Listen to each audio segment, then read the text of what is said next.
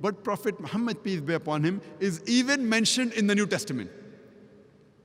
It's mentioned in the Gospel of John, chapter number 14, verse number 16. Jesus Christ, peace be upon him, says that I will pray to my Father, I'll pray to Almighty God to send you a comforter. It's further mentioned in the Gospel of John, chapter number 15, verse number 26. And when I pray to my Father, and when He sends you a comforter, He will abide with you forever.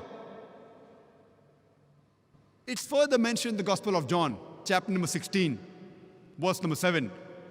Nevertheless, I tell you the truth. It is expedient for you that I go away. For if I go not away, the comforter shall not come. For if I depart, shall I send him. Jesus Christ, peace be upon him, says that nevertheless, it is expedient for you that I go away. For if I go not away, the comforter shall not come. For if I depart, shall I send him.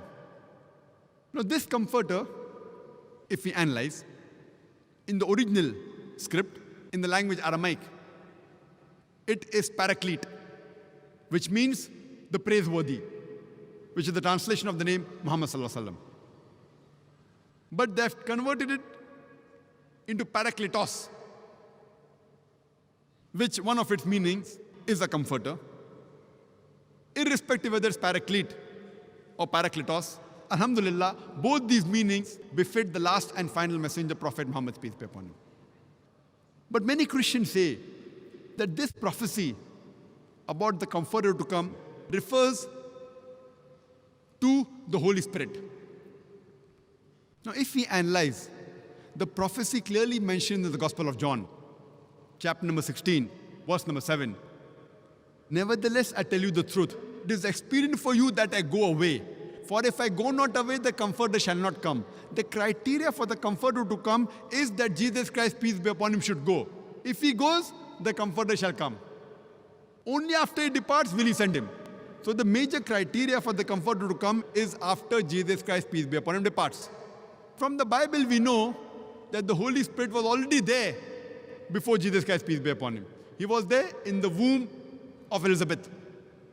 He was there when Jesus Christ, peace be upon him, was born. He was there in the Feast of Pentecost.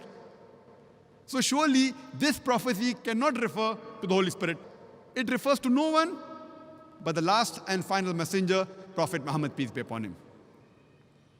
It's further mentioned in the Gospel of John, chapter number 16, verse number 12 to 14.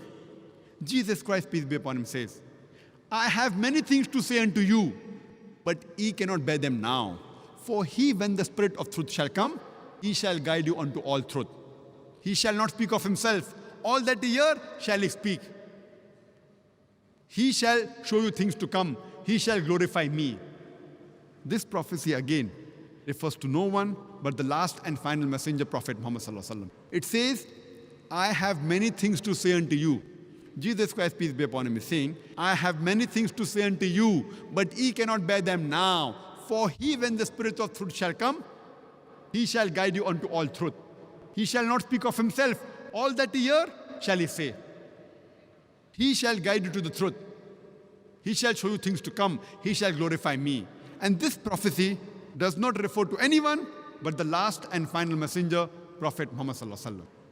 I have given a separate talk only on the prophecy of Muhammad sallallahu alaihi wasallam in the Bible, which you can speak for hours together only on this topic.